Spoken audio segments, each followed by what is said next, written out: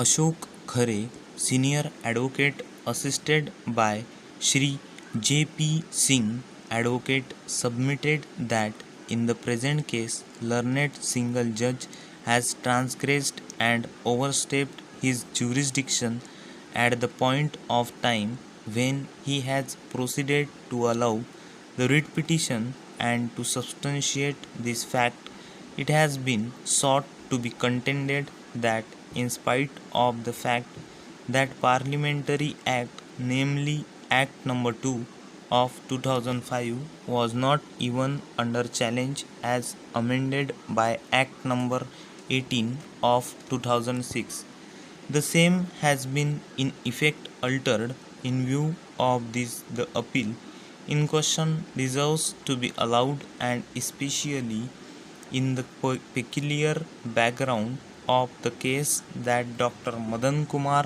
Bansal has no concern with the society and the institution. Para.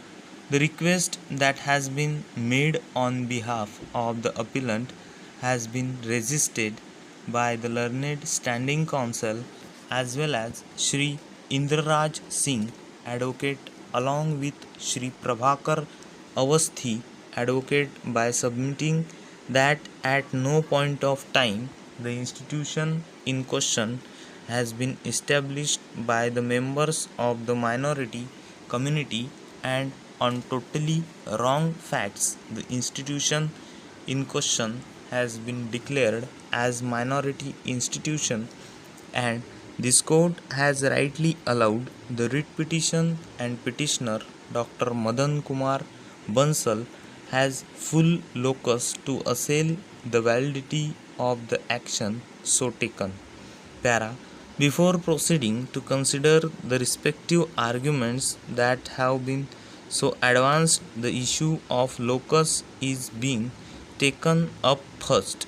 The petitioner in the body of writ petition made a categorical mention of a fact that petitioner is a life member of the general body. In the counter affidavit that has been so filed, a mention has been made that membership of petitioner has been dispensed with and he has no concern. The resolution that has been relied upon also accepts this fact that petitioner is life member of general body and he has been removed as he and his group has been indulging in anti-institutional activities. Petitioner in his turn has come up with the specific case that entire proceedings have been manufactured only for the purposes of case.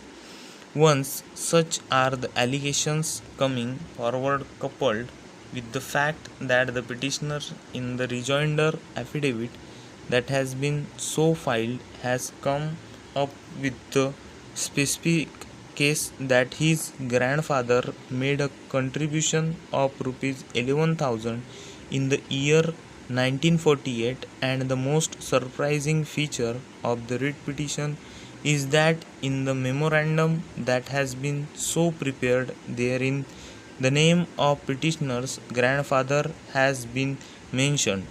Once such is the factual situation that petitioner has been a member of the general body, and now it is being contended that he has been thrown out of membership, and same is being disputed by him and his grandfather and others have contributed along with the public of Billari for the establishment of the institution in question, then certainly petitioner has a locus to question the validity of the decision that has been so taken declaring the institution in question to be a minority institution.